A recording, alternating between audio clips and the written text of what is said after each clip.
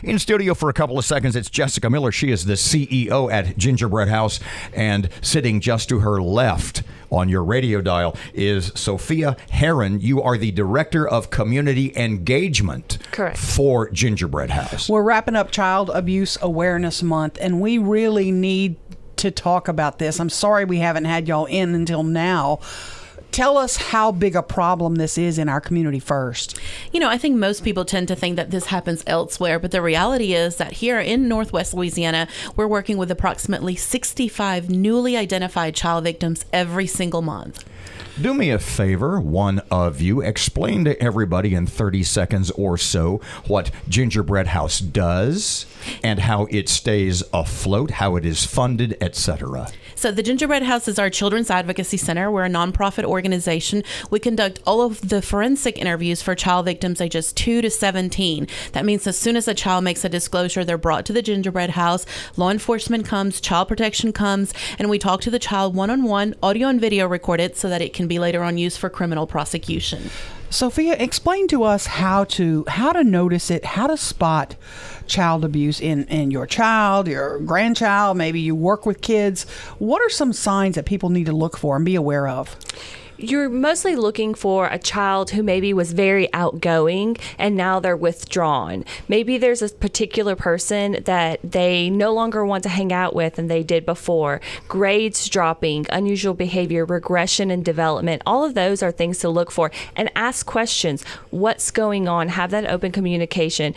You want to know, hey, what's going on? How are you feeling? And get that information from those children, because they may need to talk to you about what's going on, but they just don't know the words and how to talk about it.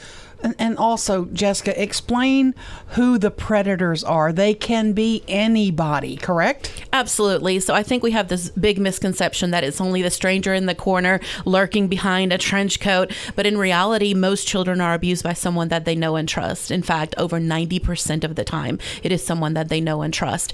And if you think about it, of course it is, because they tend to gain the family's trust, that child's trust, to have that one-on-one time with the victim.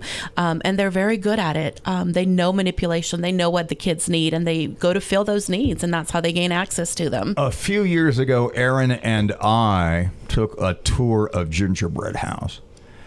And I don't know, are they referred to as counselors, interviewers? What is the precise term for the highly trained professionals who interview, who talk to the kids? Is counselors the proper term? Well, we actually have both. We have forensic interviewers. We have 5 trained forensic interviewers who are trained in the national protocol for the National Children's Alliance. The point I'm going to make was, and I want you to finish your answer, is what I recall about that is that the interviewers were also young, and I asked about that, and I was told, because, bluntly speaking, it's such a taxing, such a difficult, such a painful job for the interviewers to be subjected to that kind of trauma in a child day after day. I would assume that's still the case. Do either of you have the counseling or interview background?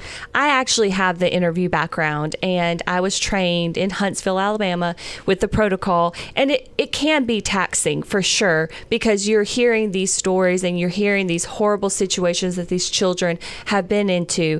The way that I see it is that this is a turning point for these children, that they're getting the help. They're coming to us. We are able to make whatever happened stop, and then find, justice for these children. And we are so lucky that our executive team, our board of directors, supports the entire staff at Gingerbread House. And so that's why we have 5 forensic interviewers, so that nobody is doing back to back to back forensic interviews. We get breaks, and we get to decompress, and we can have time to ourselves, because it is taxing, but we have the resources. Self-care is super important at the Gingerbread House. Let me ask you, Time for for one more, kid. What you got? What can folks do for you guys? I know it's been a tough year.